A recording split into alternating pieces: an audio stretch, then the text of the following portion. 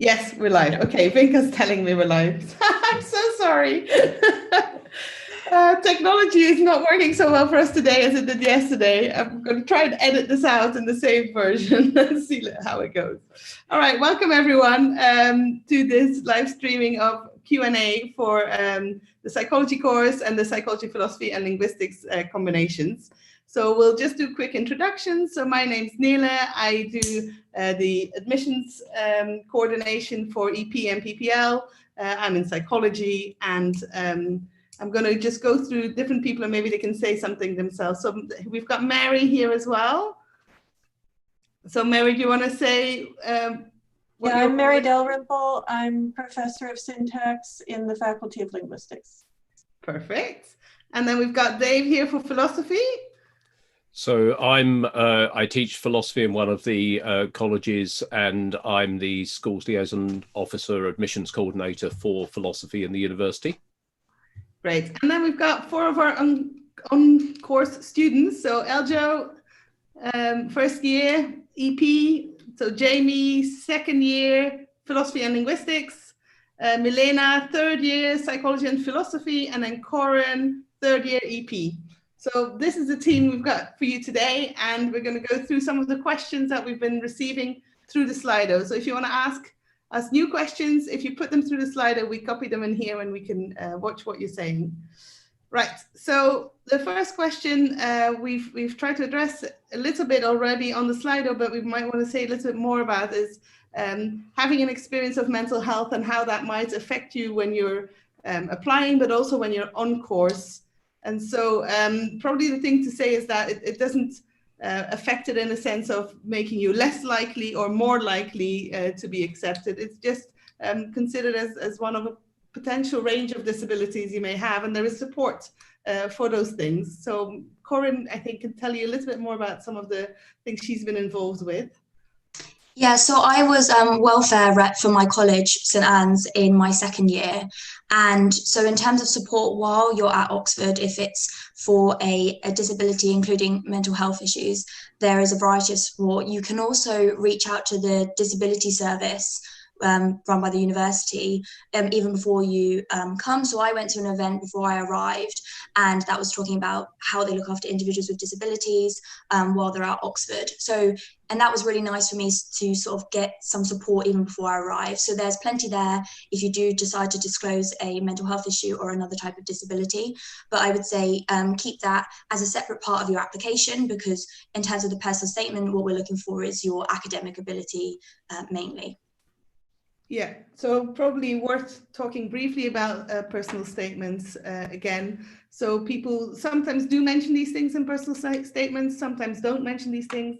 If you are going to, it's you have to realize that the way we look at personal statements is not as the be-all and end-all to see whether or not you're fit for this course. Really, especially at shortlisting stage, this isn't weighed, we don't score it. Mainly because we don't know who wrote it, but also because part of it is showing the enthusiasm for the course. And we'll pick that up at interview as well, and we'll look at personal statements in more depth once people are shortlisted. That's probably that bit for me. Anything anyone want to add on this? I was just going to add on the mental health quickly. We also have a university counselling service. I'm the welfare rep at Jesus College.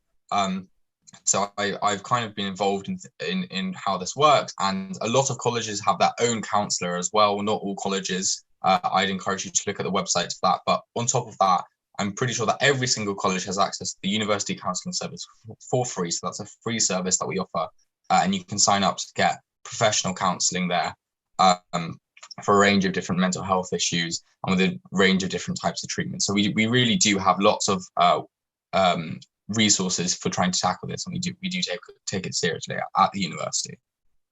Yeah, I was just going to add on to that because this is a bit of a tangential question, but sometimes people ask how to choose a college, and I think that might actually be a good thing to look at is, does the college have a counselor or not? So for example, mine did not, and like the counseling service is really great, but there can sometimes be a bit of a wait list, and I know there were a few times across the years where friends of mine could have needed something sooner. So if one thing you're thinking in the application process and want to bring up in your personal statement or not, is about mental health, like one good thing to look at maybe when choosing colleges is whether they have a counselor or not. That's what I was thinking. Yeah, Dave, you wanted to come in as well? Well, just first of all, to say that some of the things we've said, I think pretty much everything that's been said so far would apply for any candidate for any degree in the university at all. So whether you're applying for maths or English literature, there's nothing special about the psychology degrees, PPL, EP, that would relate to anything we've said so far. The question might especially arise with psychology because it might be that one of the things that got you interested in psychology was questions of mental health and mental health issues and so on. So I think it's worth emphasizing something that has often been emphasized at open days in the past. Psychology is initially, its basic core activity is the study of what we would call normal human mental function. And so having an experience of mental health issues may very well motivate you to ask particular questions in psychology. That's terrific. Doesn't, of course, have to be you. It could be a family member, somebody you know from school who's had mental health issues, and that's motivated you to think about psychology. That's fine. That's absolutely central to the stuff we do. But we start, as you'd start with biology, by asking what makes something work well biologically, and then only then start talking about disease. So with mental health questions, we start off thinking about normal mental function, as one of the psychology professors used to say at an open day. We start there, and then later on, questions of what can go wrong might come into the course. But that's not what the course is about. The course is about normal mental function. And as I say, you might be motivated by questions of things going wrong, but that's not the core of what we're about on the degree. Yeah, I think for this, it's probably worth saying, if you look at the courses, I don't know why I don't highlight. So Dave, you're just staying on in view, I'm sorry. Hi, everyone. Yeah, so the way this works with the part ones, if you have a look at the different options that we have got in different times, you'll see, you know, we cover social psychology, we cover perception, we cover cognitive neuroscience, we cover behavioral neuroscience. We also cover psychological differences and psychological impairments, but it's really just one of a whole bunch of things. So that's definitely key, that this course covers this a bit, but covers a lot more of lots of other things. So have a look at the course structure and you'll really get what it is that we do. So next question, what would you say to people nervous about applying because they don't study a science other than psychology or maths at A level? So maybe we start with the students. Is there any other students that didn't study any other science? Yep, of course, Jamie. I should have remembered. So I've mentioned this a few times now, but I didn't study science or maths. It's worth noting I don't study psychology at Oxford. So I studied philosophy and linguistics, but I didn't study any science or maths. But yeah, you don't, for philosophy and linguistics, certainly, you clearly don't need it because I'm here. Yeah, so it's definitely highly recommended though. So this is because the course really is a science course. And it's very highly recommended that you at least have an ability to do science or math. So if you're not studying it currently, if that is because you really don't like it, you really don't want to do it, and you can't do it, then that's a problem. If you don't study it currently, but you actually have a scientific interest and have the ability to do that, then that could be okay. But there's a good reason that we highly recommend it. Maybe there's someone who wants to add anything here, or I've covered it.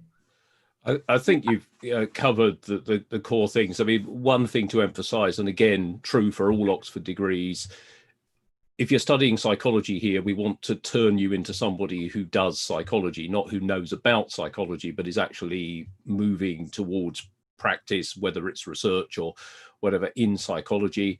In philosophy, we want to make a philosopher of you if you come to study it. So none of these degrees are degrees about the subject where you're learning about them at arm's length. We want you to really engage directly with them. And that's why the skills are really important. You can prove those in other ways to us than just doing the A-levels or doing the subjects at school. But you can't really be kind of... If these are things you don't want to engage with, but you're interested in the subject, then there may be degrees which will teach you about the subject, but these aren't going to be those.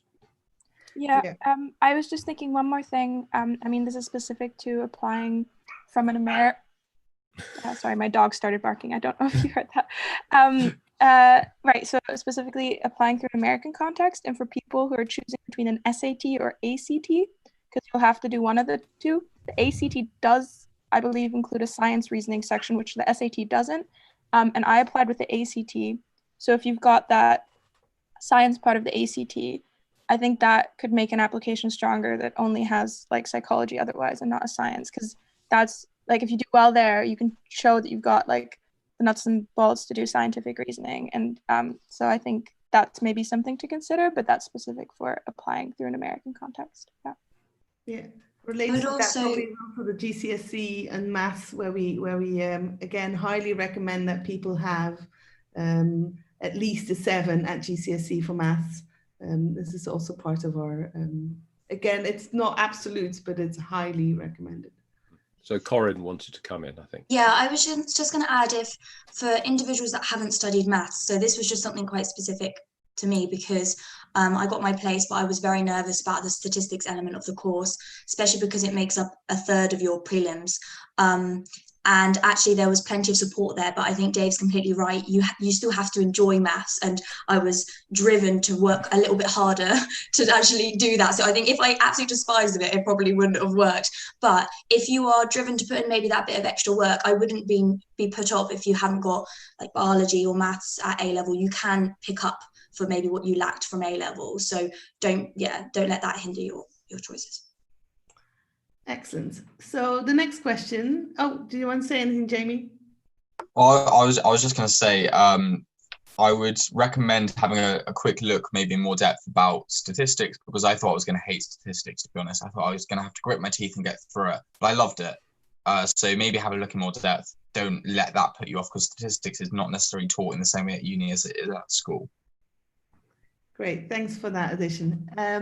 So the next question is, I take languages and psychology for A level. Would you suggest studying psychology and linguistics or an EP instead?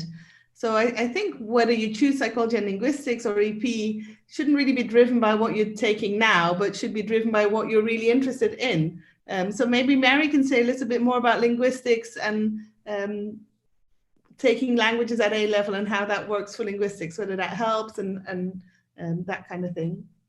Well, right. So for linguistics, a language actually is a great help, although you're already a speaker of at least one language. So you have a basic background in language already. English language also helps, maths also helps.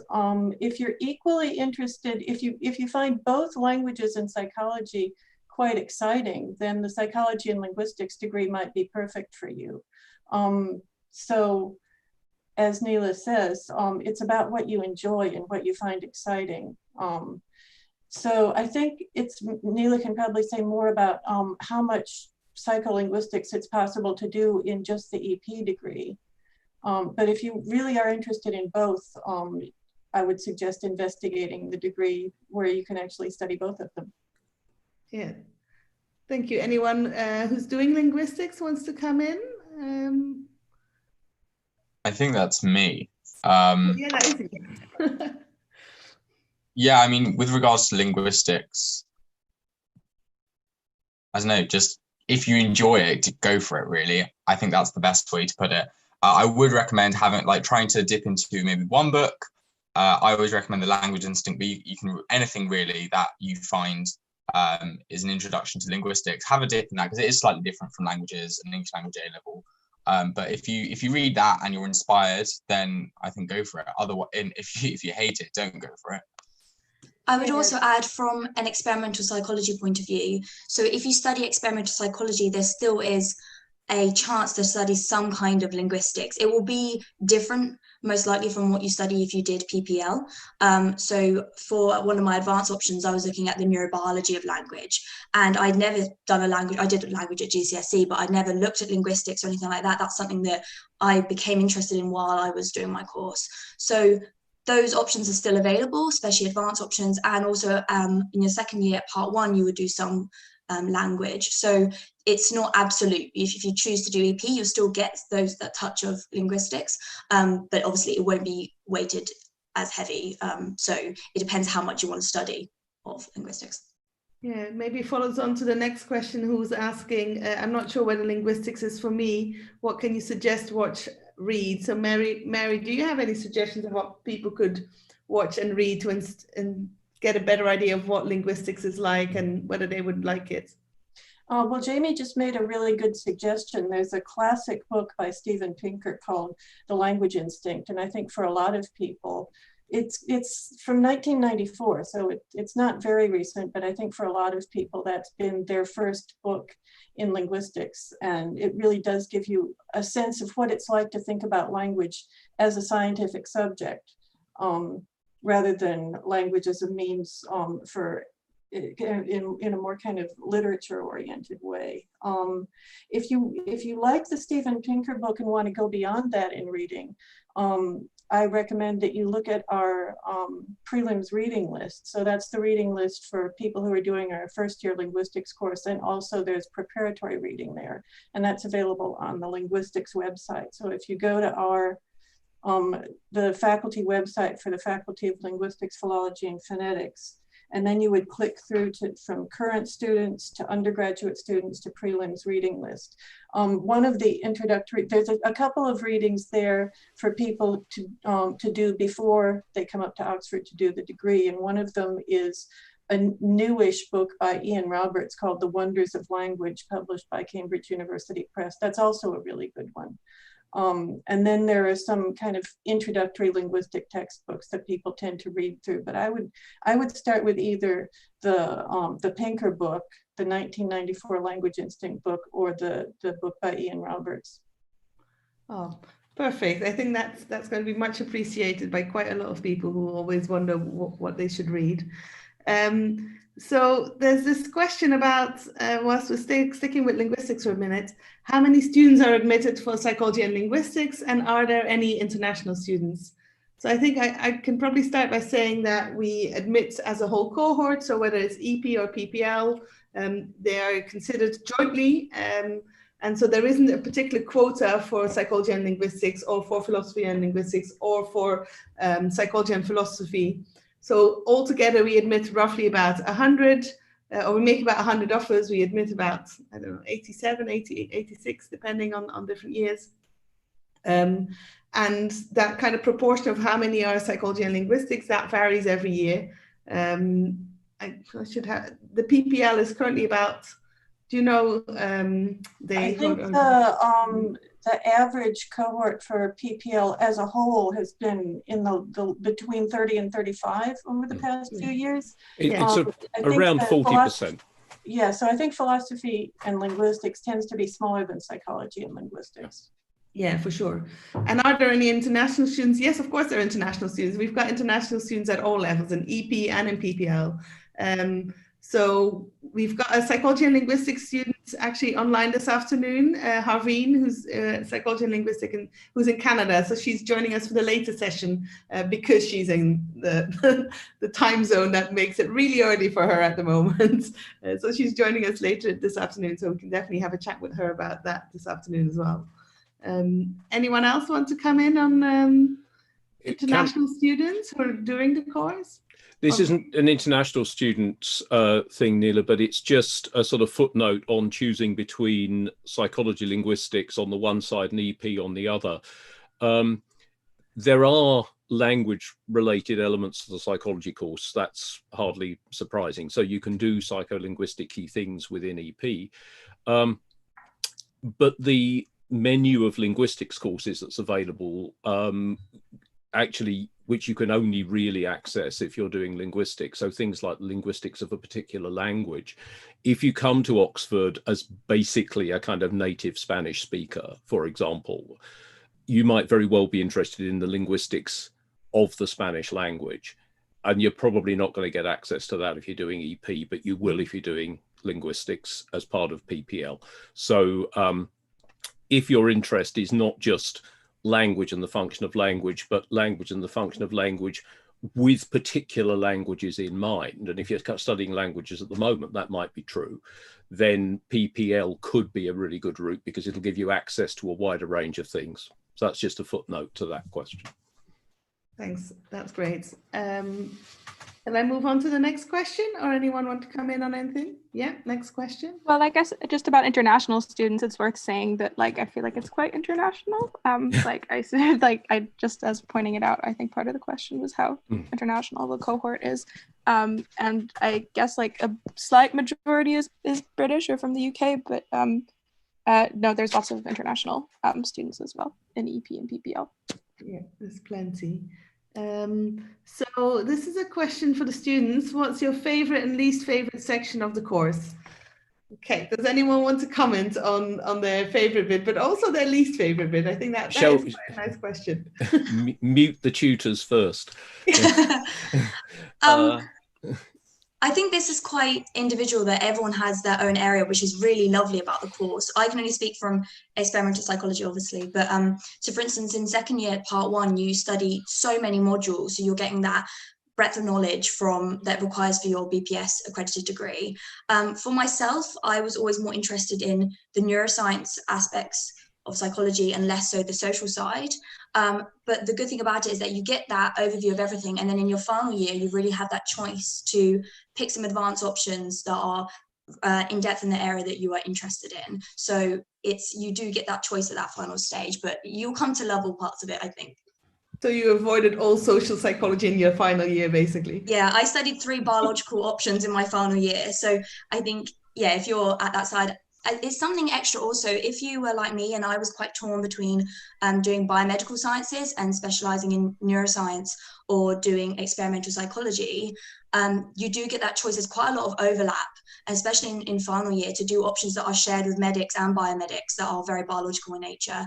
And also you can take an advanced option paper in neuroscience, which is shared with the biomedics, which is something that I didn't know about at the time. Which I think is quite important for those people that are really on that middle ground between neuroscience and psychology, would want a bit of both. This degree really gives you that both those sides and that maybe allows you to apply for postgrad in neuroscience or psychology. Yeah, it might be worth adding to that. So we've had actually recently somebody switch also from biomedical science to psychology, and it's, if you're really interested in the neuroscience from the behavioral point of view and from the cognitive point of view, then maybe EP is a better course for you than biomedical sciences. If you're really interested much more in the underlying, very small level biochemistry elements, then more of that is covered in BMS, so in biomedical sciences, in the neuroscience stream. So there's different types of neuroscience that you might be interested in, and have a good look at whether actually you would find it more in EP or you would find it more in biomedical sciences. Yeah, we definitely had that conversation with Corinne at the start as well. Milena, sorry. I just need to check with Nele. Do you still have block practicals in the new design of? Okay, so I think my least favorite aspect then has to be a block practical, and I'll explain why. Which is in third year, basically, you do these labs. So you spend, I think it's 2 weeks in a row, where you spend about 4 hours in a computer room, and the teacher will collect data from you, and then you analyze the data. It's quite similar to the core practicals you do in second year, but the block practicals don't actually count. You just have to complete them, so you get like a tick box, which I think is good because it doesn't add extra pressure. But I just found it weird because for me, like one of them was very hard. It took me about 3 weeks to do it, when I don't know, the teacher said it was supposed to take us about 2 days, but everyone I know was struggling with it a lot. And so it kind of feels difficult to be doing a lot of work, and then you get graded, but the grade doesn't really count so much. Like, it's not supposed to count at all unless you're on the border between like a 2-1 or a first, basically. So I think that was sort of a bit frustrating, is that you do a lot of work, but it's just to take a box. But the work itself was interesting, and I learned quite a lot in it. So I think that's probably like a good thing for the course, is that the worst thing you can say is that you have to do some work that doesn't seem to count for anything. I think the thing I liked the very, very best was actually in the final year, where I did a philosophy thesis and a psychology research project because I'm someone who my essays always end up being too long, and people are like, oh no, keep it short, keep it short. So it was really nice to have sort of one question and just be able to sit with it for like a really long time and think it through, and be able to write a longer, more substantial thing for it. And that was sort of something I really loved. So that was probably my favorite thing. Yeah. Just as some honest feedback. Just clarify the reason for those block practicals. So it's part of the BPS accreditation that you have to have had enough practical experience. And so we make sure that our students have that kind of practical experience. But you're right, it doesn't count explicitly as a mark towards your final degree mark. It's an experience, and it's teaching for the experience rather than for a mark. Yeah, but as far as the worst thing to say, I think it was still pretty good. So, yeah.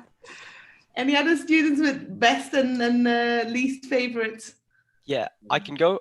Yeah, I'm similar to Corin in that I enjoy more of like the neuroscience, the biological aspect of psychology. But what's actually really like weird is that one of the topics in the second term is developmental. Oh no, it's not. It's developmental, but from the side of like how a child or a fetus develops, the specific how the brain develops in the fetus. And then I actually found that really like bad. I just didn't really like that topic at all. I think it was also poorly timed with the prelims exams, which were happening at the end of second term, and it was like 6th or 7th week in, and I was like, oh, there's gonna be one question on this in the exam. Do I really need to be like understanding this fully? And actually, I think under normal circumstances, it would have been fine, but at the time, it was just really difficult to really try to get myself motivated to understand that topic specifically. So that was like one of my worst topics, I guess. And then my favorite topic or thing that I did was I think maybe the RPS, which in the first year you do something called the RPS, the Research Participation Scheme, and you basically get to participate in some of the research in psychology at Oxford. So I did a lot of like EEG studies where they put an EEG on your head and then they asked you to do some tasks. So one of them was a reading task, and they were looking at how, I think it was TMS, how it affected your like how fast you read and the pattern of your reading patterns. And I thought that was really interesting. I think overall I really enjoyed it, but at the time when you're sitting there going through the maybe an hour or 2 hour session, it does kind of drag on. But yeah, overall it's quite fun. It's great. Brilliant. Any other students who have you not heard of? Jamie, what's your best and worst? Sure. So I mean, this is a tough question. I've said previously, and I would stick by it, that the favorite part of the course, if I had to pick one, is probably kind of thinking about a foundation of cognitive science. So thinking about how to understand the mind. I've done the philosophy of cognitive science, which is directly on the kind of philosophy of scientific method with regards to that. I'm going to be doing psycholinguistics, which should be like reasonably similar. And I'm studying linguistics, which is quite a useful window into the mind as it is.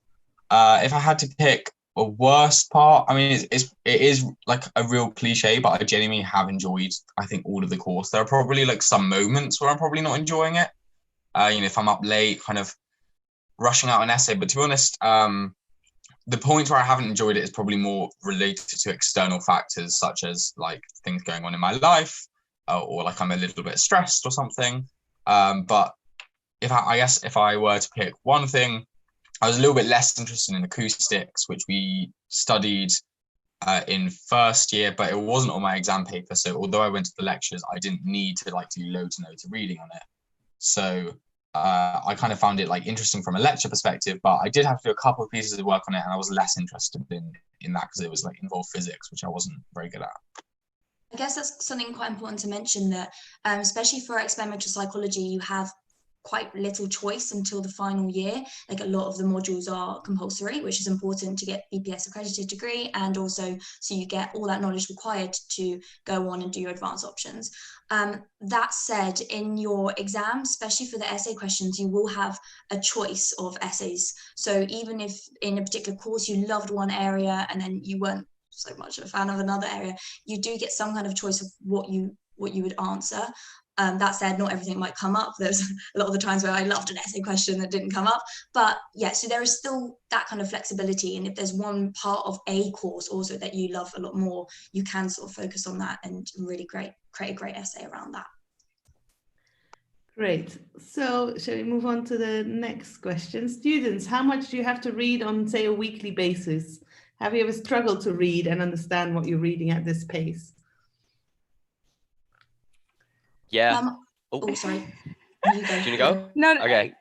Oh, Wait, me? Oh no! Wait. freeway. Oh no. Eljo, you go. Eljo. Okay. I'd say yeah, definitely. You do struggle sometimes. It happens to the best of us. So when you're reading something and it's very difficult to get through, sometimes you struggle with motivation. You just struggle like reading it, and then you have to keep rereading it because you don't understand. And then I think when it gets to that point, it's really difficult to just plow on through it sometimes.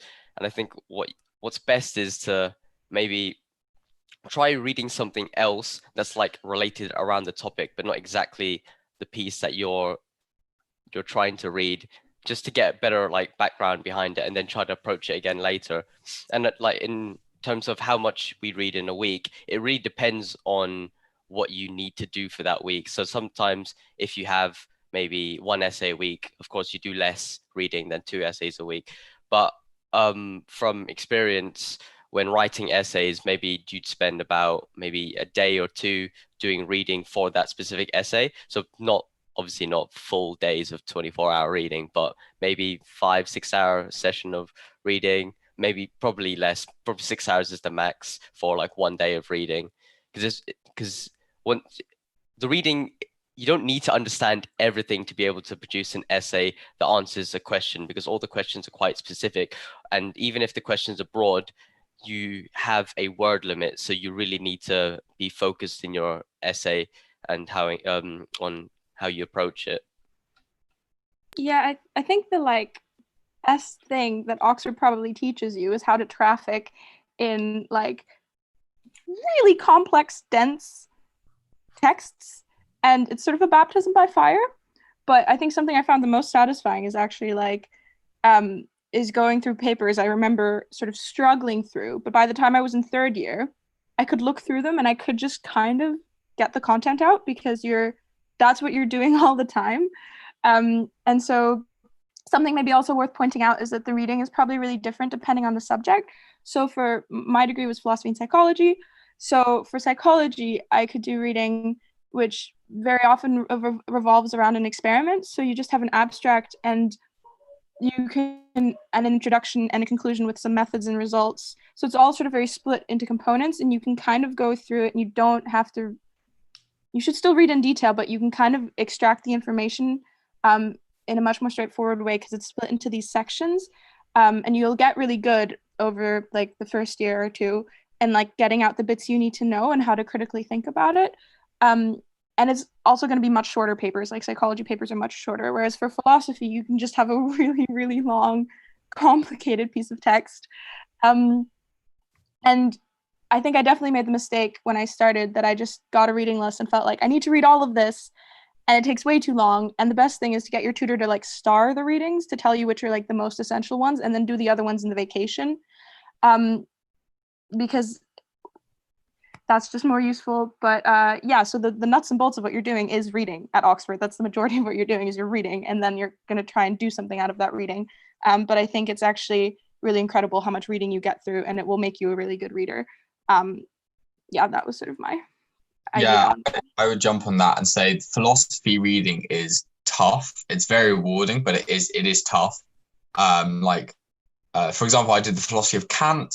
And for those of you who are not familiar with Kant, lucky you, literally my tutor, who was a professor of Kant, was like, famously, Kant is really, really difficult to understand. If you're not understanding him, you're probably doing something right. So yeah, you are going to struggle with some reading, but that's kind of part of the point of it in terms of the content. And also, yeah, sometimes I do struggle with the amount or like the hours I have to put in. I mean, I spent more hours doing reading than probably anything else at Oxford. But I think it's really valuable. I think one of the biggest like skills I've got out of it is that I can sit down and read for 4 or 5 hours. and whether that be in like an interesting fiction book on their shelf or like an interesting philosophical book, which is like perhaps more academically related, I think that's something I really gained from it. I have that attention span and that ability now. And linguistics reading tends to be slightly less dense, but still pretty difficult. Depends on what the reading is, but yeah, it tends to be a little bit easier to get through. Yeah, something I would add is that actually I was quite shocked how little contact time I had as part of the degree, and I don't mean by that I don't mean tutorials or labs and things. We have a lot of tutorials. I mean by lectures, and as a result of that, a lot of your degree is independent reading. That's probably what I spent the last 3 years doing was reading. But I think it's something that you get better at. So know the fact that at the beginning I would read everything on the reading list, even if I was sitting there for hours and I had no idea, I would carry on with it. And you do, like you say, as the others have said, you get better at picking out the information that is relevant to how you're going to approach an essay. I think there's a couple of nice things is that different students will include different bits of the reading list, or maybe take a different perspective from the reading list.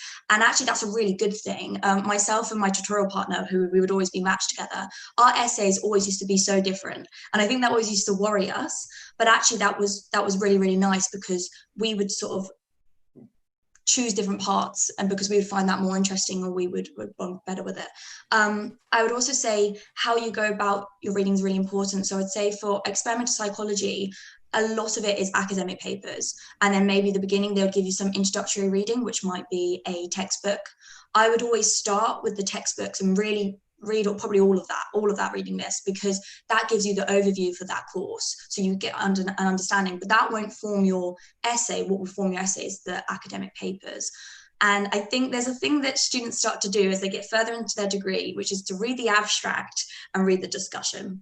And because you can write an essay with the abstract and discussion, you can say something et al. Said this, and you can move on. But I would try and avoid doing that. And actually, the more you read, the better, because to become a good psychologist and a critical psychologist, look at those figures, look at the methods, because actually, if you pick up, do you know what, this paper said this, but did you see in their methods, they didn't do this? That will really stand out in an essay. That makes you critical. And I think that's how you get those first class essays. So although it is a lot of reading, the more you do, the better. But that's not to say there's like a limit in terms of hours that you should be reading all the time. It's just the more you can motivate yourself to read, the better you will be as a psychologist. Excellent. I think tutors aren't going to add anything onto this, because this is a question. Dave is tempted. I am. So you've heard that Kant's difficult. There was for a long time a feeling that so Kant wrote in German, and a feeling that German undergraduates would always start with Kant in English, because it made much more sense to them in English than it ever did in their native German.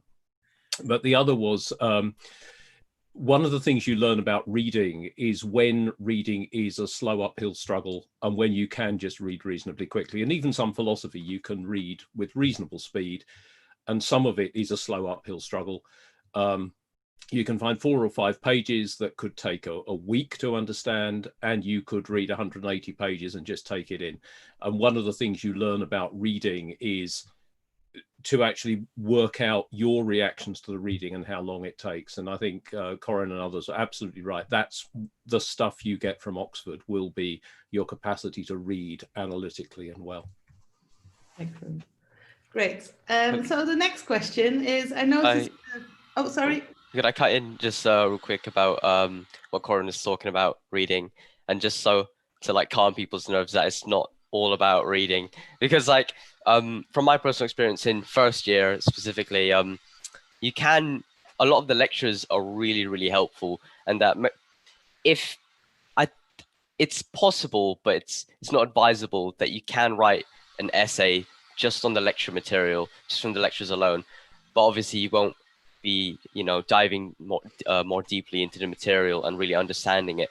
But the lectures really do help, and then they give you a broader understanding of the topic. So what I'd say is that to supplement the reading, you make lecture notes that really resonate with you, so that when you come back to reading the lecture notes, they're not just some like transcript of what the lecturer said. Maybe make it funny to yourself, and try to make it memorable, so that when it comes to comparing it to the actual study that you need to, the academic study or the academic paper you need to read, you can sort of like make links that is easier to understand. Yes, there are also lectures. We should indeed note that you don't just get a reading list. We also provide you with materials ourselves. And we do practical bits, and we teach you how to get skills in research as well, especially on the psychology side.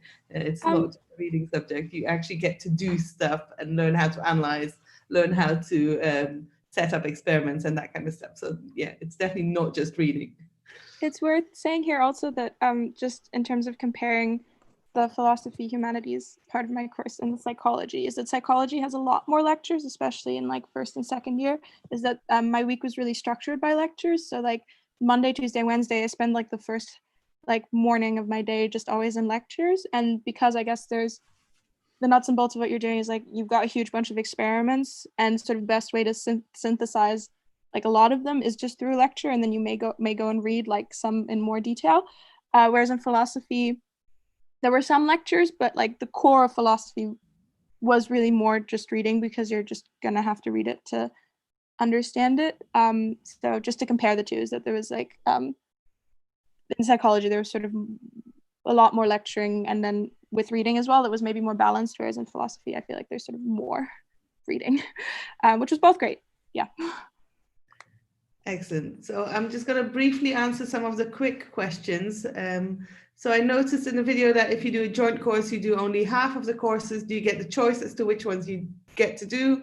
So yes, you get to choose, is the short answer. So yes, you pick half and you get to choose which ones you do. It may be slightly affected by when they fall. So you may want to split them a little bit over the year. So maybe you don't want to do everything in one term, when that's also, for example, a very busy linguistics term or a very busy philosophy term. So I think it impacts a little bit about when they fall, but essentially you get to pick whatever you want to do, is the short answer there. Can I get a doctorate in clinical psychology after studying experimental psychology? Yes, is the other answer. So yeah, you have to be admitted to that course. Of course, it's a postgraduate degree in clinical psychology, but our undergraduates, many of our undergraduates go on to do clinical psychology. And yeah, it's the path that you would need to take as a first step towards that kind of career. So that's also a very short one. So I was just going to jump in. I think the question about the like joint course thing was probably more to do with module choice, and module choice it's not entirely down to you. There are some restrictions. So on the philosophy side, there are certain modules you've got to take, some core modules. On linguistics, there are a couple of core modules you've got to do, and psychology has like kind of less choice. There's kind of a set course you've got to do, especially if you want to get your BPS accreditation. So with regards to module choice, there is some flexibility, but there are also some core modules. Yeah, sorry, I should have been more complete with that. Thanks, Jamie. So this one is for the tutors. My daughter is an A-star student, but her anxiety issues affect her, so not diagnosed, just general anxiety, affect her interview performance, especially online. Will this affect her chances of getting an offer? So I can talk to that, but maybe I'll let Dave go first. And I've talked. Okay. So not diagnosed is pretty important, because if it's not going to come through in the school reference, and if we're not going to be told about it, and if it's not showing up on the UCAS statement, then we, I think, have to assume that there isn't an extenuating circumstance. So a diagnosis would certainly help. But the other thing is that when we're interviewing, we are interviewing with a view to asking the question, how is this student going to function in the context of our teaching? We teach rather like we interview. We teach face-to-face. We teach in a pretty intense way that we would need at interview to sift and discriminate, and we try to sift and discriminate between the nerves of the interview context, where it will feel, and rightly, that an awful lot hangs on this. And is this somebody who's actually going to be comfortable for a couple of hours a week talking in pretty close company with senior academics, with fellow students, about the subject. So that's the questions we're asking. And if we are satisfied by an interview that somebody is going to be able to do those things and do them sufficiently well to survive on the course, and if everything else on paper looks fine, then it shouldn't be a disadvantage. Although definitely if there are specific issues, it's good for any university, not just Oxford, but for any university to know about those, because then they can take them into account when they are assessing the application. But it is true that some people sometimes apply to us and they clearly would be better off at a university where they could spend much more of their time simply thinking to themselves quietly in a library. That was me at 18. I wouldn't have, I think, enjoyed the experience of Oxford or Cambridge when I had left school. And it just took me a while to get used to finding my own voice, talking about my own subject. And I suspect by the time I'd been at university for a couple of years, Oxford or Cambridge would have been just perfect, but not at 18. So those are the sorts of questions in mind. It doesn't solve anything about the specifics of one candidate, but it does, I hope, give an idea of the sorts of things that we will have in mind when we're performing the interview, when we're doing the interview process. Yeah, I can probably add. Yeah, sorry, Nele, you go first. Sorry, I was just going to say to that, if it's just nerves in the interview, I think the best advice I got before interview was someone who'd gone through the Oxbridge interview process and who said, if they ask you a question and you panic, or not even if you panic, you can just say, let me think about that. And it's totally fine for you to sit there for 30 seconds in silence and just take a breath and give yourself a second and then like say something that comes to mind. So you can definitely take your time. And at least in my interview, I didn't feel like they were trying to catch me out. So if it's just about interview nerves, you can definitely give yourself a break, take a breath, and then try and say something. And hopefully they can distinguish between you just being nervous and being able to see how you think about these questions. So, yeah. I think it's a very important distinction whether something is nerves or whether something is a clinical disorder of anxiety. Those are not the same thing. I thought it might be nice to add an example here because we once interviewed someone who was extremely nervous. It was, again, not mentioned anywhere in her UCAS form, but she was so nervous she literally could not say anything. So she could come in, we would ask, we'd try and settle, and she would just say, I don't know. So every question we asked, she would just go, I don't know. She just couldn't. So, the thing we do in that kind of case is we say, well, maybe we can rearrange. Let's, you take a breather. We kind of rearrange the timetable to get her to come back to kind of say, but we also actually said, well, similar to what Dave was saying, this is also how we teach. So if this is something that you find appalling and you really don't like, and you don't think this teaching style is for you, then maybe this isn't for you. Maybe this is not what you want. So we actually had a little conversation about that. And she was very adamant. She said, no, this is really what I want. It's just nerves. I really do want this. And I think I can engage with this. It's okay, let's try again. So we tried again the next day. But unfortunately, it was just as bad. She just couldn't. I don't know. Probably the crux of this story, that it's a very big exception, a bit similar to Dave's story yesterday about the person who was doing 8 A levels. So this is highly unlikely and doesn't happen often. But in her case, all her other markers were amazing. She had fantastic grades from a really not so great school.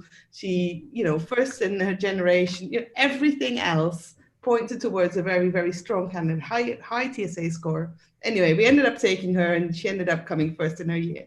So even if the interview is completely bombed, it is not the be all and end all. So maybe that's also something to say to someone who's anxious. There is many other factors we take into account, but you need to want this kind of teaching style for sure.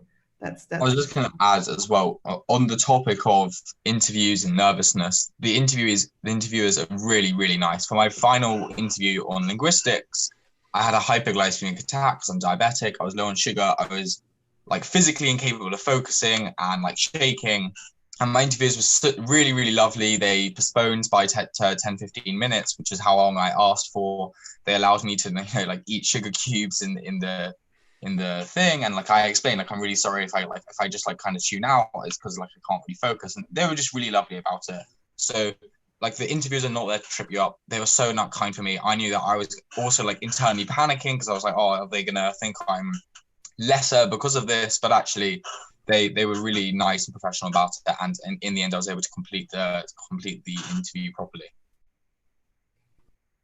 Yeah, I also have half a sentence to that, which is that for my fourth interview, my last one, there was like a bureaucratic mistake in college, so they hadn't told me that I had it, and so like I didn't know I had an interview. I thought I was done, and I was sitting in like leggings and a baggy t-shirt and like sports shoes, and someone calls my phone and is like, you had an interview 5 minutes ago, can you rush over to this other college to do this interview? And so I went in there, but I told them, I was like, I didn't know I had this, it's just happening right now. And I was trying to stay calm, but they were really nice about it, because that sort of stuff happens and they'll give you a second to calm down. And I think they're trying to set up the best situation for you to see how you can think. And they're not trying to trip you up. I can like confirm that as well. Yeah, we do really want to get the best out of you, so we really try and calm people down when these things happen. Adding to like on the topic of interviews, like don't be afraid to not also give answers, but to also ask questions. Because like if you don't find something clear, or if you want to go down a specific route that requires you to ask a question and then to answer, and because it's basically like a discussion. So if you're always giving answers even though you're not that sure, maybe try to also add some questions onto it to clarify some things and to show that you're really engaging with the interview. Great. I quite like this question. I'm going to just jump towards the end. Well, some more recent ones. Why did you choose Oxford over Cambridge? I think we might as well try to address it with the students. Did you think about it, and what drove you to one over the other? Yeah, so I looked at both, as well as location. Obviously, that's a big thing for people. But for me, the experimental psychology course was far more focused, whereas the course at Cambridge sort of touched on other areas of behavioral sciences. So I think maybe it's a bit more like PPR in the sense you could do a bit of philosophy, maybe a bit of history, a bit more sociology and politics. So it is far more, if you're interested in like maybe a wider area of human behavior, and maybe then Cambridge would be better. But like myself, I knew I was interested in the science of the brain and the mind, and I just wanted to focus on psychology with areas of neuroscience. This course would probably be better. I don't know whether other people have more to talk about this. Yeah, I think it's worth emphasizing because at Oxford it's called experimental psychology, and we've talked about how like that title of experimental is supposed to emphasize like the scientific sort of perspective on it. Like you're talking about these experiments and like the methodology of the experiments and what those like findings imply. And I think that's sort of different in the Oxford psychology. And even if you do a PPL or something, if you're doing psychology, that's the part of psychology you're going to get. And that's where it's, I think, really important to do your research and look into what courses are on offer at Cambridge or Oxford and what you think you would like the most. Because I definitely had a friend who applied to Oxford because more people she knew were applying there, and then sort of realized, oh, actually, I always thought psychology would be cool for these reasons of how it's more taught at a different institution. So I would just see what fits best for you and what you want and what you're interested in. Yeah, I would also add, I think the Cambridge course also maybe looks more at the history. So maybe like past research of how we understand humans and behavior and politics and all those areas, which I think the experimental psychology course is very up to date. You know, you don't really get any, you study old theories, you might see how that module has progressed in our knowledge, but it's really nice in the sense that if you want the most up-to-date research, I think this would probably work better for you, and you're not so interested in maybe the history. So for instance, like the advanced options change every year, and they're changing because of research is changing, and what's current and what's topical is different. So I think if that's like is better for you, then this course would probably be best. Jamie? I should add from PPL maybe. I mean, PPL is pretty easy. They didn't offer philosophy and psychology or philosophy and linguistics or psychology and linguistics like Cambridge. So I mean, for me, it was an easy choice. I knew I wanted to study philosophy and linguistics, not just philosophy or not just linguistics. So yeah, I mean, if you want to study PPL or you want to study the kind of both, Oxford's the obvious choice. But if you on the other hand, really just want to study philosophy, Cambridge is the obvious choice, because you can't study just philosophy or just linguistics here. Obviously, psychology is different, and Corin and a few others have spoken about that. Yeah, and the final thing I would say is that if you would rather have more options, then maybe Cambridge would be better, because, and I'm talking just from experimental psychology, up until final year, I had no optional modules, so it was all compulsory. So yeah, so maybe that's something to consider as well. If you would like to have more choice and maybe go off on tangents on areas of like evolution and things like that, then that would be better. But if you just want to stick to the BPS accredited course and the scientific nature of this one, then that would be better. I was also thinking, if you're interested in psychology and philosophy and you're thinking about the Cambridge course of psychology where you can maybe do some philosophy, it's also worth looking what the two philosophy departments specialize in more, like at Cambridge versus at Oxford. Like here, there might be more of an epistemology focus, or just like people who like are really good at that, or like other things. Yeah, so just look at like the professors and what they're doing there, because that's that also determines sort of which special subjects might be offered in your third year or something like that. Do Dave or Mary want to come in on the tutor side, or are we just going to let this be a student one? Just to talk up, so the Cambridge degree is BPS accredited too. Let's make that absolutely clear. And there are one or two things that might be not just tangential interest, but things that you genuinely do want to mix with psychology. And I'm thinking particularly of education. The education department in Cambridge has undergraduate courses that the Oxford education department doesn't. And you can mix a bit of that with psychology at Cambridge. So that's one thing, just to talk up our tabby friends over in the Fens. They do have that option that wouldn't be available here in Oxford. So if that was a particular interest, then that might push you the other way, might push you towards Cambridge. Yeah, there's definitely also, like in first year, you can choose to do anthropology or sociology, which are things that we don't do here. So definitely, if you want those kind of choices, they're there and they're not with us. Some admissions questions I think I can quite quickly answer. So is a candidate with predicted 3A stars going to have a higher chance of shortlisting than 1A star and 2As? The answer is no, because these are predicted and they are not achieved grades. We know that we have to take those with a pinch of salt. And in terms of shortlisting, we see those predicted grades as a filter. So you need to be predicted the minimum offer, and then we take everything else into account. But yeah, at shortlisting, whether it's 3A stars or 1A star and AA, is not going to affect the shortlisting. That's a quick one.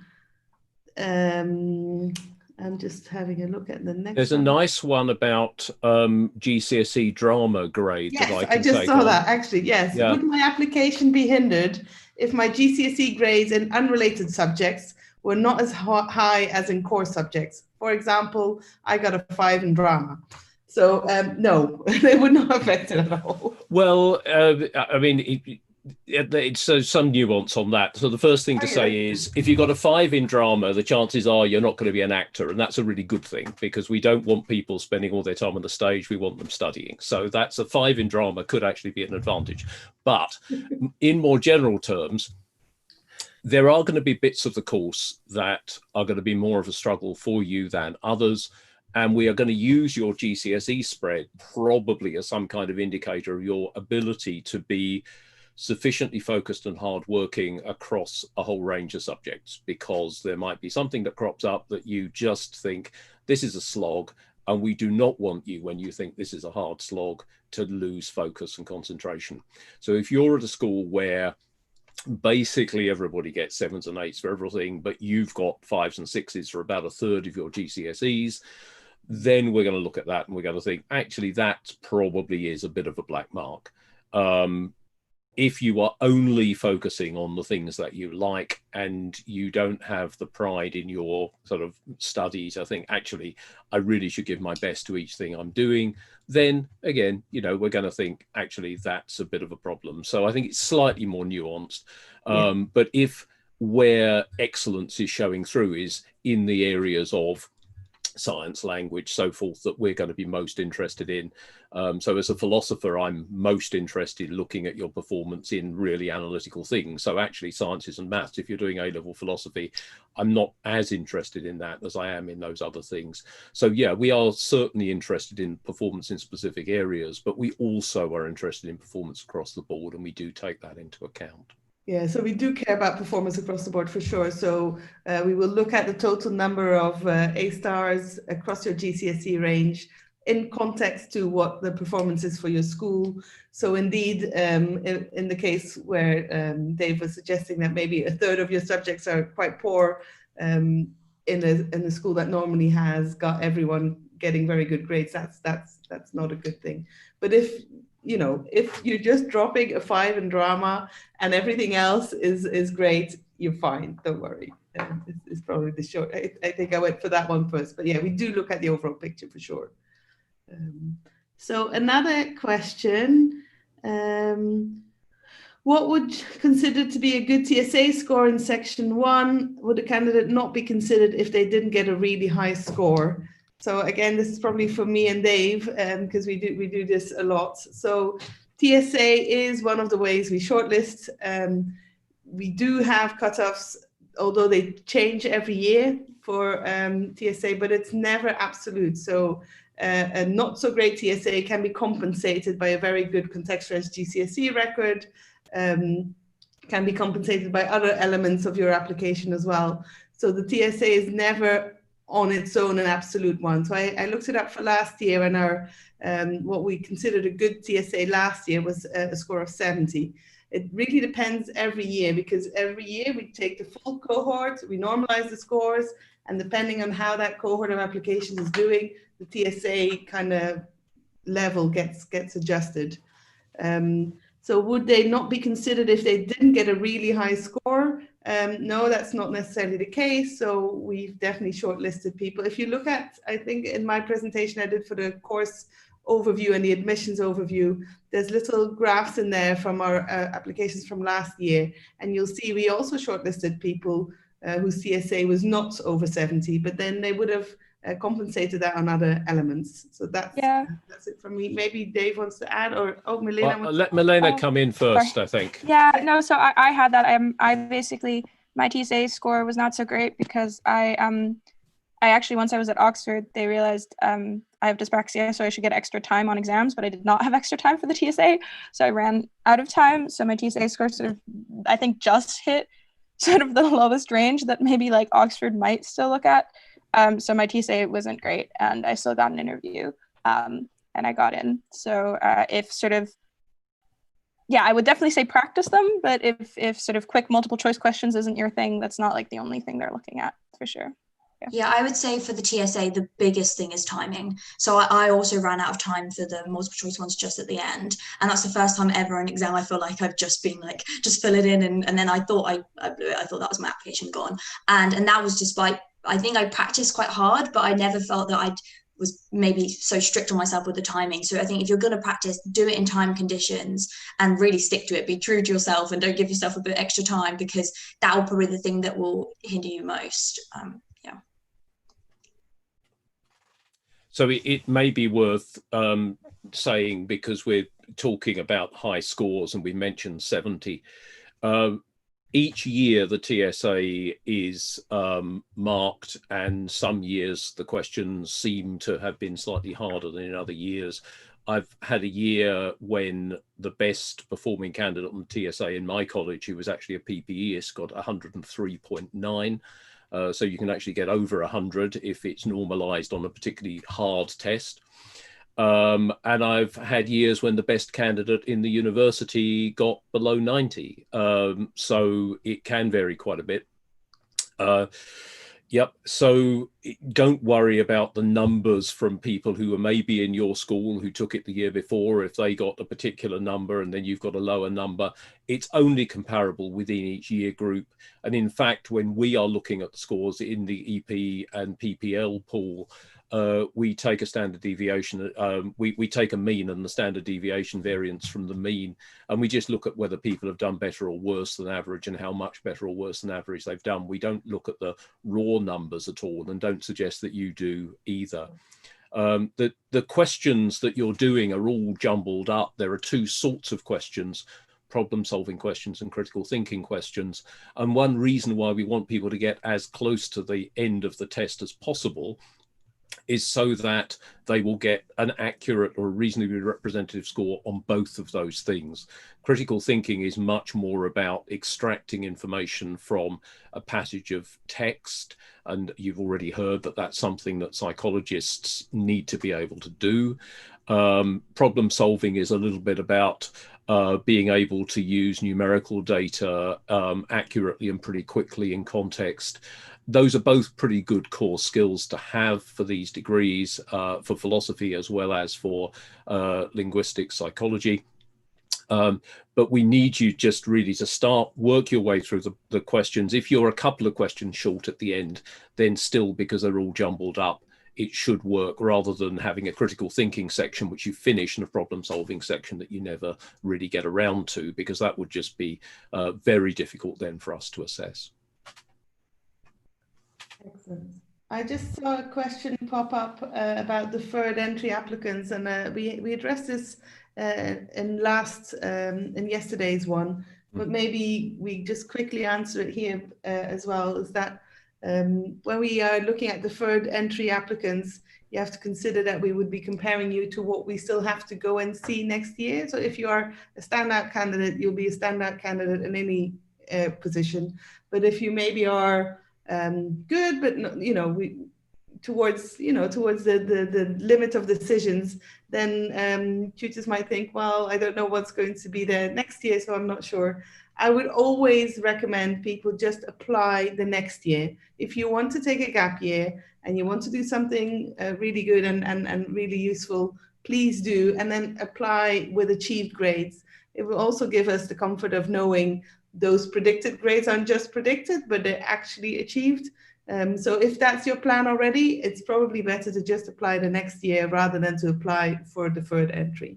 Maybe someone wants to add on, or maybe that's enough. I mean, sometimes it can be anticipatably difficult for somebody to apply the next year. If you're abroad doing something, then being able to take the test where you are may be hard. Attending interview may be much more difficult. So there can be lots of reasons to apply and want to go on maybe a year doing something educational somewhere with the place already fixed. So I don't think we would want to be hard and fast about this, but there definitely can be comfort for us in having grades already in the bag, already known. That's something that can be helpful, but it may just simply be easier. And certainly you'll get better support if you're applying in the context of your school, because they'll provide the opportunity. If the test is sat in the school, you can go and sit it with others, and that there can be advantages, I think, to that as well. Yeah, thanks. Dave always brings the nuance. I love it. So I couldn't agree more that there is always nuance in these decisions. I think in general that there's some comments, but then there's always particular bits that influence whether you should or should not do this. One question on: would you be more likely to get an offer if you take 4 higher levels rather than 3 in the IB diploma? It's pretty much the same as whether you take 4 A levels or 3 at A levels. So the short answer is, again, no. We make a standard offer based on 3 A level subjects or 3 higher level ones in the IB. There probably is some nuance, again, that maybe your overall grade gets higher if you take 4. Is that the case? No, it doesn't. It's just a voluntary making of things harder, but that can be something that could be quite a sensible thing, a sensible plan. If you had the commitment to study and the ability to do this, 4 higher level subjects is tough, and you need to be confident you're going to make the offer level. That's something we'd always say. So if somebody said, I'm thinking you're doing 4 A levels versus 3 A levels, then we would say the offer is still A star AA. So don't go and get 3 A's and a B at 4 A levels, because then you're not going to be coming. But if you are confident that you're going to get A star AA in 3 of them, and then you can do, for example, 3 sciences and maths or something, then obviously we're going to say doing maths alongside 3 sciences is probably better than just doing 3 sciences. But it's not going to be better from the perspective of us making you an offer. It's going to be better for you in preparation. And that's what I'd say with the higher level thing. If you've got the opportunity to do a language at either standard or higher level, and you could do it at higher level and do 3 other higher levels as well, and if you are committed to doing that, then we're going to like what we see, but the offer is going to be just the same. Yeah, exactly. I think a lot of this kind of reflects a little bit to me on one of the previous questions of, you know, I'm doing this now for A level. Does that make me more suited to doing whatever at university? It's not about that. It's about you. You know, you have to try and understand, and you'll get that more and more as you follow your university degree, that the learning is really for you. You know, doing these extra subjects is for you. If you know, you'll be better equipped and you'll be better able to do things. But you should try and do, same with essay writing for tutorials. You're writing those essays for you to learn. You're not writing them for us.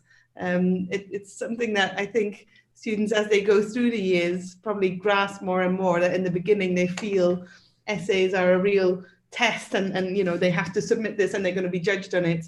Whereas as time goes on, you start to understand that they're there for you to learn, and they're there because we want you to learn. And it's the same for if you want to do 4 higher levels now. If you want to learn and you can cope with this, then please do, right? It's about you. I think that's a general agreement we've got. So I'm looking at the next questions. Is there a good balance between written work and practical experimental work? So maybe some of our students can talk to that. Yeah, so it's definitely mixed. You have core practicals in your second year that go towards part of your part 1 mark. And then in your final year, you have your research project, which forms a massive part of your final year. For EP, that's required, but for PPL, I think it's a choice whether you do a research project. So yeah, no, there definitely is a balance. And on top of that, I would recommend students, if they're looking to go into research, to get involved in summer internships or additional placements when they can. And that'll be something you have to arrange in your own time. And there's plenty of opportunities to get involved with that by being at Oxford and seeing academics all the time.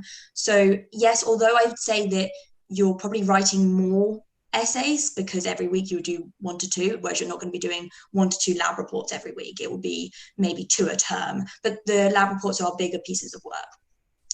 So I would say maybe it's more towards the essay writing part from in tutorials, and in exams are more heavily weighted than the practical element of the course, but you definitely do get both, especially speaking from an EP perspective. Yeah, just jumping in on the PPL philosophy and linguistics perspective, in philosophy, it's not practical or lab work at all. Unsurprisingly, there is the option to do a dissertation, which I will be taking up, which is personal, your personal research and its coursework. And on the linguistics side, you can either do a library dissertation, which is similar to the dissertation in philosophy, or you can do a practical piece of work instead of one of the module choices. So that can involve lab or practical work. And then in the linguistics course as well, as part of phonetics and phonology, you do some lab work. And you may have a little bit of kind of the ability to do some practical work elsewhere, but psychology is definitely the most practical work. Linguistics is kind of in the middle, and philosophy, none. That's a very good, succinct overview. I like that one.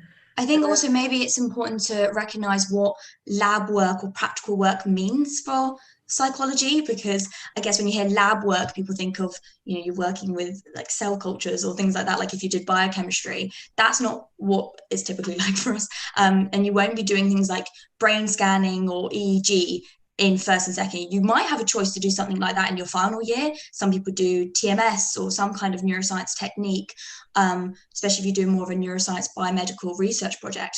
But typically, especially in second year for your core practicals, they involve computer work, a design of an experiment, analysis using statistical software. There's a lot of computer like coding work. So typically using MATLAB, but people use other systems like Python or anything. So you learn a lot about that, which is a very vital skill for employability. And also if you're going into research, knowing some coding is really important. And I think that really sets this course apart as well, just how much we do. And in final year, you kind of have an option to take more of those. So I think that's a brilliant part of this practical work. But it's just important to note that when we say lab work, we don't mean what you would expect from more of like a biochemist or a medic. It is more as you would if you participated in behavioral research. Great, thanks for clarifying that. I think that's actually really useful. There's a question here about EPQs and how we consider them in shortlisting and so forth. Well, the short answer is that we don't see them as anything specific. We think it's nice to see that people are interested. It's something people often talk about in their personal statements to show their interest. But whether or not you have done it is not a way that we use for shortlisting. Dave, do you want to add on EPQ? What do you think? Well, so so let's actually pick both of those things up, the EPQ and the personal statement. The EPQ can be something that's really good to talk about in the personal statement, and the personal statement is something that's really good for the other 4 universities that you've put down on your UCAS form, because the personal statement is there as really the only moment, the only point that they have where they're going to get directly in touch with you. You've already heard that in Oxford we have the TSA test and we can interview you. So we have a number of ways of actually connecting with you and your interests that those other 4 universities almost certainly don't have or don't take advantage of, don't use. So doing an EPQ, particularly doing an EPQ in an area that's relevant to psychology, probably will inform what you want to say on your personal statement. I think that's a really good idea. We might, if we see it on the personal statement, ask about it in interview. We might possibly tailor questions towards thinking about that, and that can then be helpful for us. But the opportunity people have in different contexts for doing an EPQ will vary enormously from school to school. It may be there's a school where psychology or supporting somebody doing an EPQ in psychology just isn't possible. And the whole system here is set up really around trying to lower the sort of levels at which special, some kind of special advantage is going to give somebody an opportunity. We want really to have as level a playing field as possible. Doing an EPQ is great. It's great whether it's in psychology or in something else, because it's an extended piece of personally motivated research, and that's a really good idea. And we think so well of it that we don't take it into account at all in our admissions process, because we think it's about you. Yeah, I think that's and I think Jamie might even have done one. Yes, I didn't do an EPQ per se, but it was our school's equivalent. It's a long and not very interesting story, but I was asked about it in both my linguistics interviews. I did put it on my personal statement, and it was useful for framing for framing the interview, I guess. You're not guaranteed to be asked about it, but it was useful for me because I got to talk about what I was interested in and what I'd actually done a lot of research in. And it was fascinating because I was speaking to people who knew a lot more about it than me, and who kind of tore my project apart. But that's nice to know, and to learn about that in more detail, and to know that if I were to study at Oxford, which fortunately I am, I could learn about that in more depth. So I think if you have the opportunity, it's useful and go for it from a kind of personal development perspective, but it's not necessary for Oxford. Yeah, I did an EPQ, and I still love my EPQ, even now after 3 years of studying psychology. And I would say that obviously not everyone has an opportunity to do an EPQ or one focus in a psychology area. But if you do, I think that it's a really great experience. I think it gives that insight into maybe what longer essay writing is like and how to do independent reading, and all those types of elements were very relevant to how studying at university was like. So I think it's great for that reason. But I would definitely think it's like all these parts of the application process, it's what you take from it. Just doing an EPQ in psychology is not sufficient, and just talking about the content of it is not sufficient in your personal statement. If you're going to mention it, really pick out what you learned from that, whether it's a specific area that you're interested in, and maybe relate that to something of the course that you really like, so how you can extend on that, or maybe an academic that focuses on that area and you go, wow, I would really like to learn a lot more about it. Or maybe it was the skills that you learned from it. So I think it's like all these things, just pick out why it's relevant instead of just doing it to add an extra part of your application.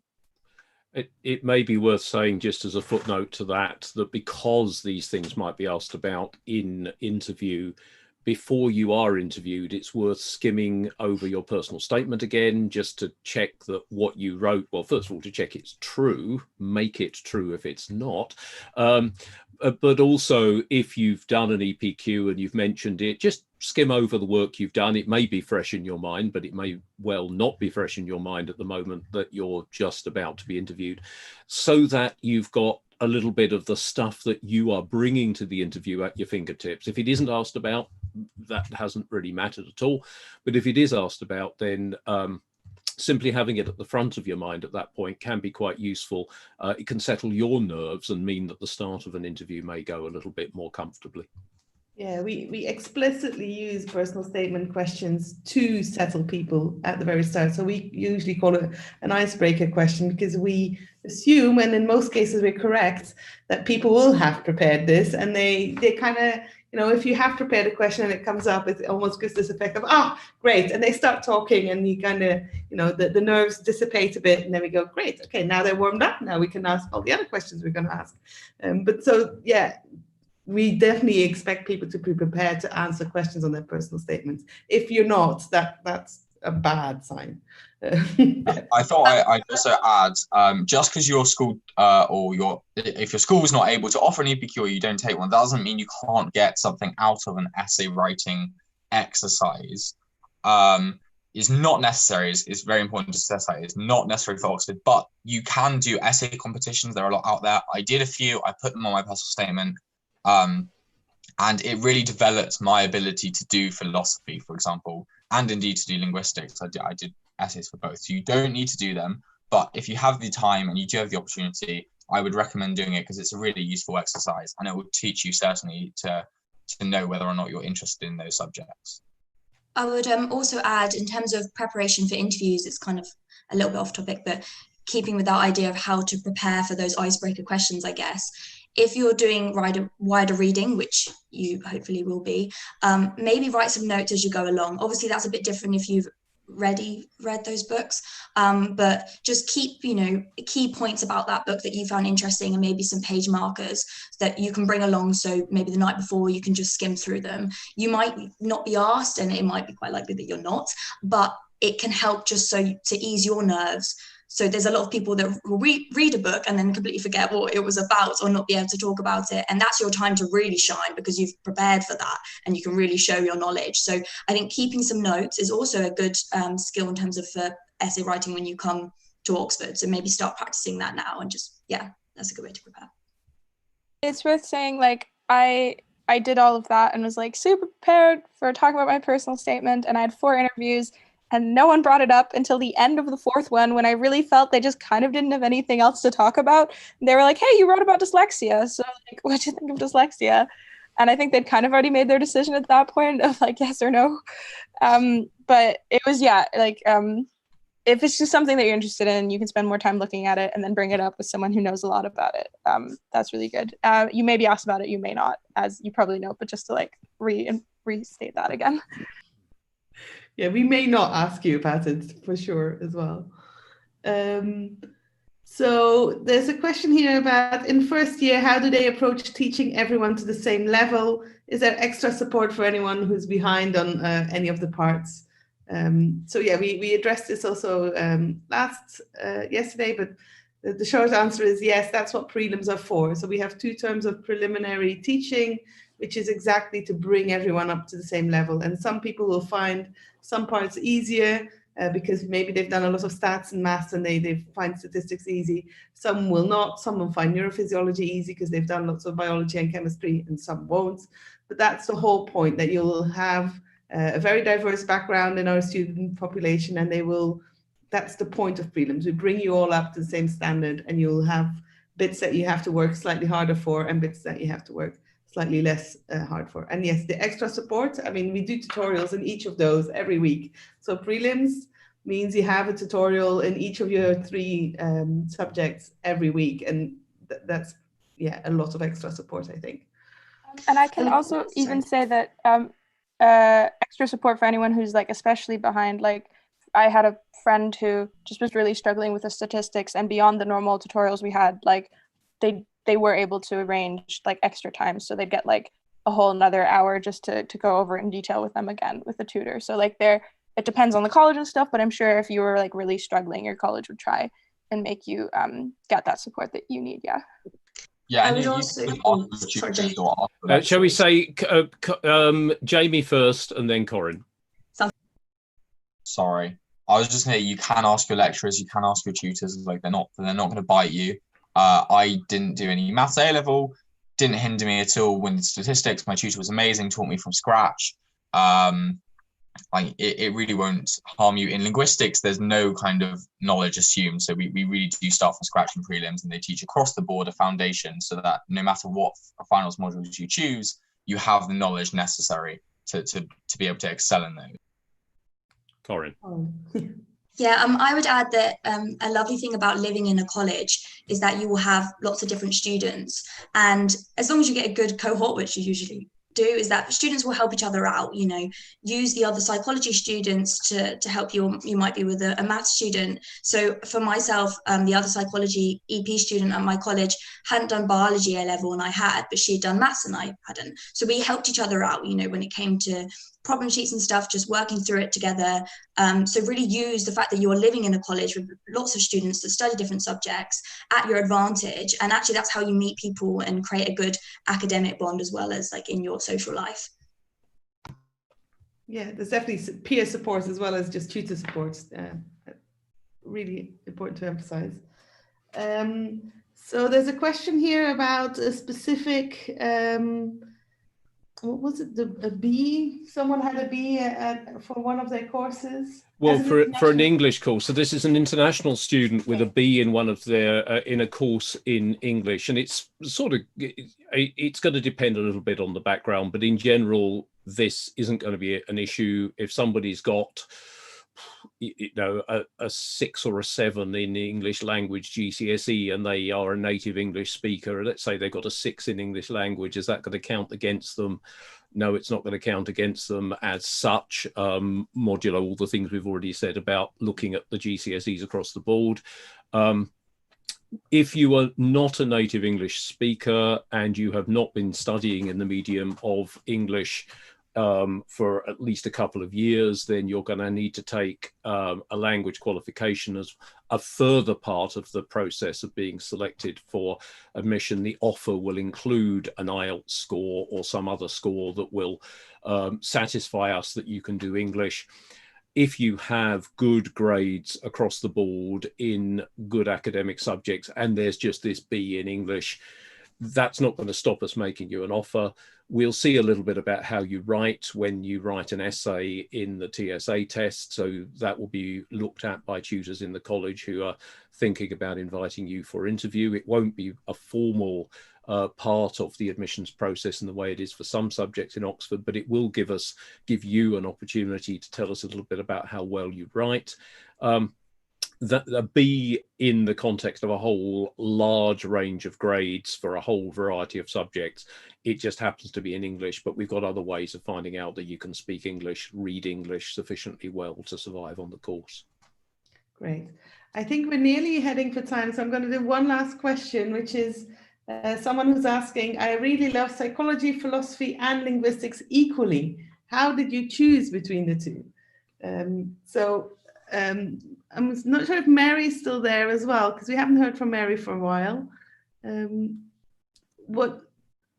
No, maybe not. Okay. No, Mary's here. Mary's here. So, Sorry, and she's I'm up. here. I was just trying to unmute. So could you say the question again? Sorry. So somebody who loves psychology, philosophy and linguistics equally, how would you suggest they choose? Ooh, that's difficult because you do have to choose in your first year. You can't take, even if you're doing the degree that has all 3 components in the name, you have to do only 2 of them in your first year. And then you can take up the 3rd one after your first year, but that's difficult because you won't have had the first year foundation in that portion of it that everyone else doing that subject has done. I don't know what to say. You have to choose 2 of them. I mean, linguistics is what you have to say, yeah. Mary. It is worth saying, and I know Milena wants to come in, but it is worth saying that you would need to do the psychology first year if you want to carry on with psychology. So if you think psychology is one of the three subjects, I think it would be difficult to come into psychology. I don't know how the BPS accreditation works with first year. No, you'd have to do psychology as one of them. I think. Yeah. It would also be very difficult to do linguistics FHS after the first year without having done the foundation course. I mean, my impression as a philosophy tutor who's seen this happen is it's much easier to pick philosophy up as the third, but we then need to be satisfied that in both psychology and linguistics, you're going to be a very strong candidate because you're going to be stretching yourself very thin. But Milena, you've been waiting to come in and you are doing two of them. Just in terms of having to choose, I mean, I don't think this is the greatest method of choosing, but for me, I did want to do all three. At least when I was applying, and I'm pretty sure it's still the case, for linguistics, you have to not only do the TSA, but you also have to do a different exam. There's not no anymore. Okay, cool. Well, when I was applying, that's what basically made the call. If I'd wanted to do linguistics as well, I would have had to do another admissions thing other than the TSA. And as I was nervous enough about getting in at all and about getting TSA well, I was like, well, I'm not going to do a second admissions exam. So I guess that's not actually really useful for anyone applying right now. But I guess for an applicant, what can you show yourself best with?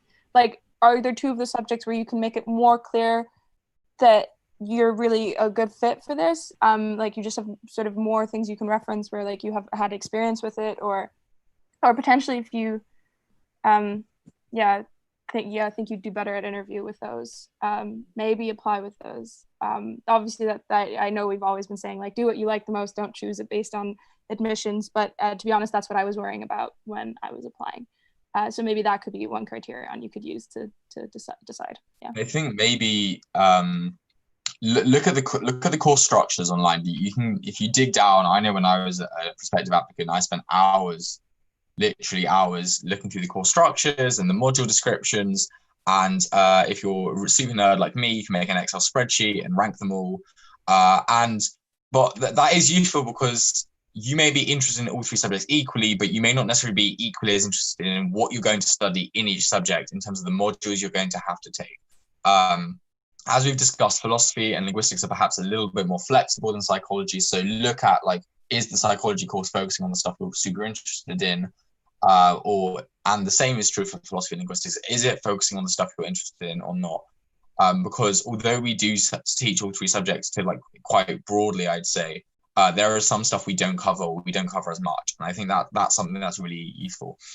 Besides that, like, read the introduction book, like an introductory book for each of the subjects that's recommended on the websites, and like see if one of them is, I don't know, less to your taste. And we've said this before, but like really the reason that you do two is that doing two is a lot, right? So like if you do all three, you're just gonna not be able to go as deep in all three of them. So you'll have it a little bit more shallow. So I guess like keep that in mind. And I think that's what's coming out in the discussion here as well, is like it's just hard to you're going to be able to only do prelims in two of them to get the foundation. So whatever the third is more like and I guess that's why philosophy is good, because you can do like a philosophy of language or like a philosophy of psychology. So maybe that's useful for your decision.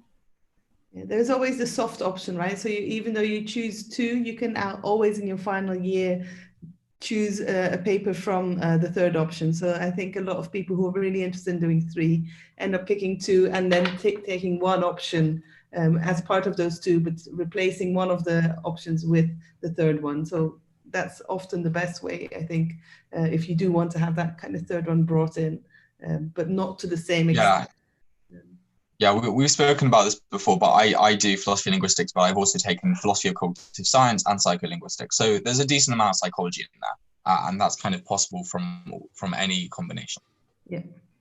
Okay, so we're over time, so we're gonna hang up. We'll be back at 2:00 this afternoon with the students, but we're saying goodbye to Dave and Mary. So thank you so much for being here. Shall we just, as a footnote, there's a question about pandemic, post-pandemic qualifications. So Oh, yes. I think what we should say is just A-level qualifications, whether they are this summer's ones and we don't know when the fresh qualifications, the exams will be taken in the autumn. We just don't know very much about them. If something is a certified A-level qualification, or any other qualification that's publicly certified under these pandemic situations, we will accept it at face value. Yeah. And I think it's important to say that. Yeah, I'm at a mature student college with people over 21, so there were people who had very extenuating circumstances in their A levels, felt like they were ruined, and they retook them later, and which was then a qualified A level, and that's a possible entryway if you really have some very extenuating circumstances. So that's worth saying. Yep. Yes. Okay, great. So I'll maybe see some of you again at 2. So please leave questions on the Slido. We'll just have the students this afternoon. We'll get 2 extra students as well. So we'll get loads of information to you about student life and student experience as part of this course. Great. I'm going to turn off the live stream, hopefully. Stop live stream. Okay, bye.